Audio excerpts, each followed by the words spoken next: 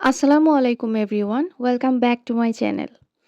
অনেকেই আমার কাছে প্রশ্ন করে যে আমি যেই অ্যাফার্মেশন গুলা ব্যবহার করি, তা আমার কাছে ফেক মনে হয়। আমার কাছে ফিলিংস আসে না। কারণ আমার বর্তমান পরিস্থিতি একরকম আর আমি মুখে বলছি অন্যরকম।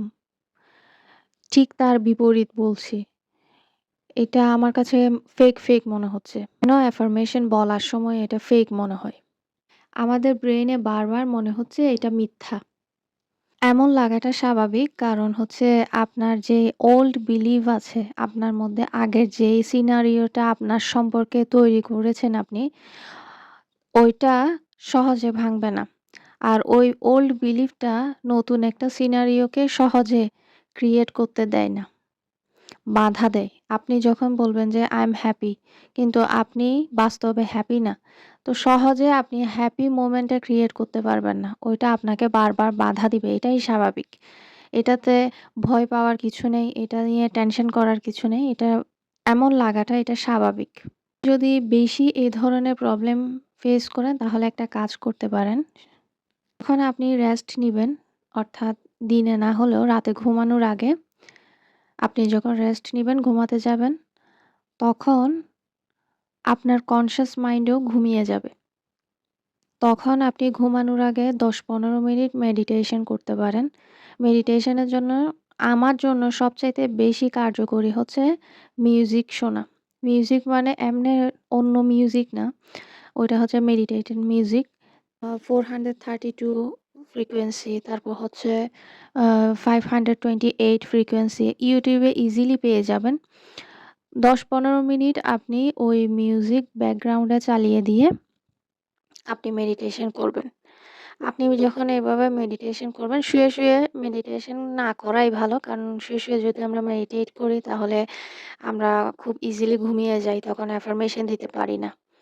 এজন্য বসে মেডিটেট করবেন। ১০-১৫ মিনিট যখন আপনি মিউজিক শুনে মেডিটেশন করবেন, তখন দেখবেন আপনার একটা ঘুম ভাব হবে। আপনি তখন রিল্যাক্স একটা মোডে চলে যাবেন।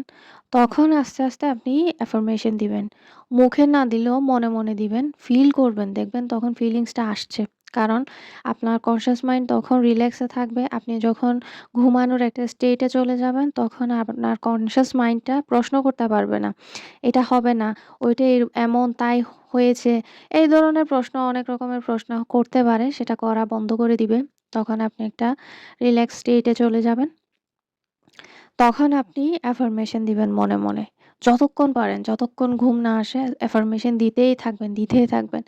যখন অ্যাফার্মেশন দিবেন দেখবেন আস্তে আপনি একটা সিনারিও ক্রিয়েট করতে পারছেন। যেমন ধরেন আপনি বারবার বলছেন যে, আই এম রিচ" বা "আই এম গেটিং ম্যারিড" আপনি বিয়ে করতে চাচ্ছেন বা আপনার লাইফ পার্টনার চাচ্ছেন বা আপনার লাইফ পার্টনারের সাথে আপনার ভালো সম্পর্ক করতে চাচ্ছেন বা আপনি একটা জব পেতে চাচ্ছেন।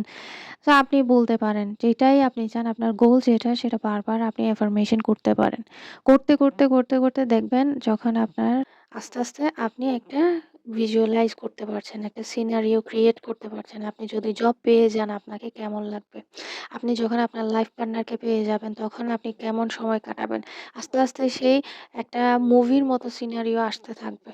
তখন আপনি ঘুমিয়ে যাবেন। অটোমেটিক আপনার ঘুম চলে আসবে। এরপর থেকে দেখবেন এইভাবে যদি আপনি ৭ দিন করেন, আস্তে আপনার কনশাস মাইন্ডটা রিল্যাক্স হয়ে যাবে। অত প্রশ্ন করবে না। করে দেখতে পারেন। আশা করি ভালো লাগবে।